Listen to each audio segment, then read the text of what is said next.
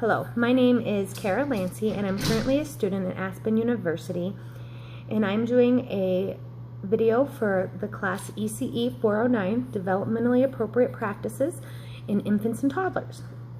Before I start talking about the 3 A's and why they are important to help calm down children, I wanted to first give a little background in infants and toddlers to emphasize the importance of the 3 A's. Infants and toddlers learn and explore through the secure relationship that they develop with their parents and caregivers.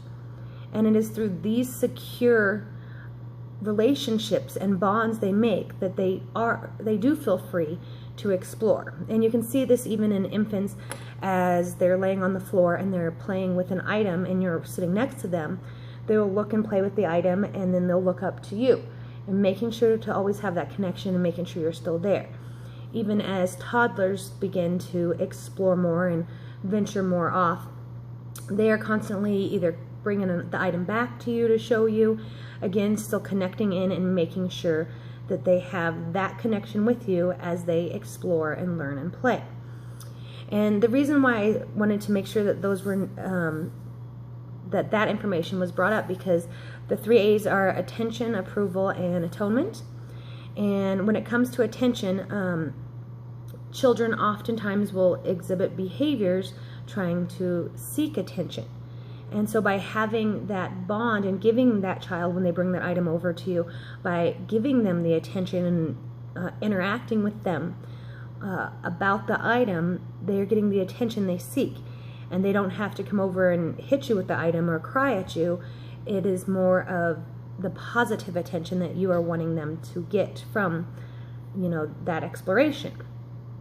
Also, by giving the attention, it can help prevent behaviors, like I said, by them not wanting to hit you, by you constantly having that connection and being there for them. As children progress in age-wise, especially out of the infant and toddler realm, oftentimes many behaviors is due for them seeking behavior or seeking attention, and it could be both good behaviors or bad behaviors, are both trying to obtain that attention from you. So by making sure that in situations that you are giving the child that attention, that can help to prevent a lot of causes of concern.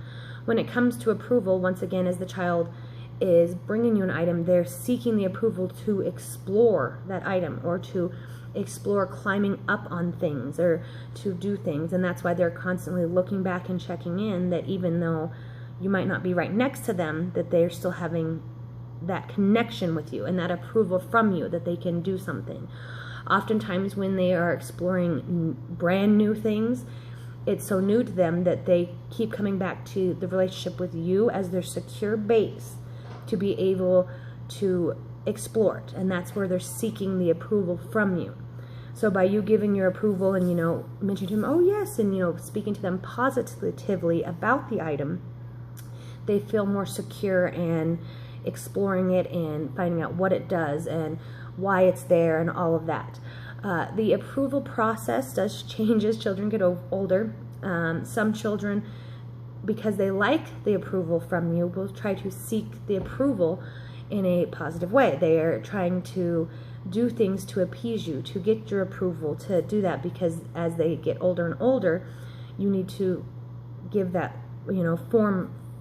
firm approval less often. So as they do get older, the approval process does become less and less, and children tend to start seeking it from other ways, by their behavior, by doing things to help you, by picking their toys up and putting them back in the basket, even at toddler age, by them, picking up their blocks and putting them back, and you're saying, oh, way to go, and that praise and approval of doing that, they will start doing that more and more. When it comes to atonement, this is a big one for children that are very young, because they don't really have the words to express how they're feeling, and they're seeking that from you. Even in happy moments, when they're really excited, they want to share that with someone because they don't know how to express it. And so one of the biggest things that you can do as an educator is to help give them the words. So even in happy moments and sad moments, and especially in moments where they're having difficulties or problems and solving it with each other, that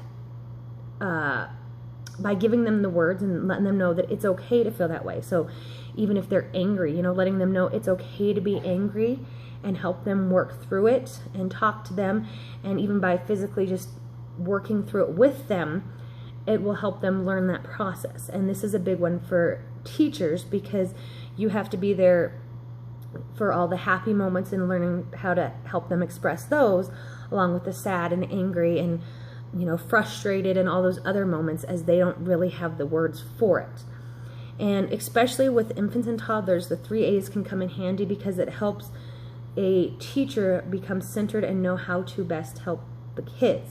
And not always with certain strategies or anything. This is a kind of baseline of what the children need from you and how you can give that to them. I hope that you enjoyed my presentation, and thank you so much. Bye.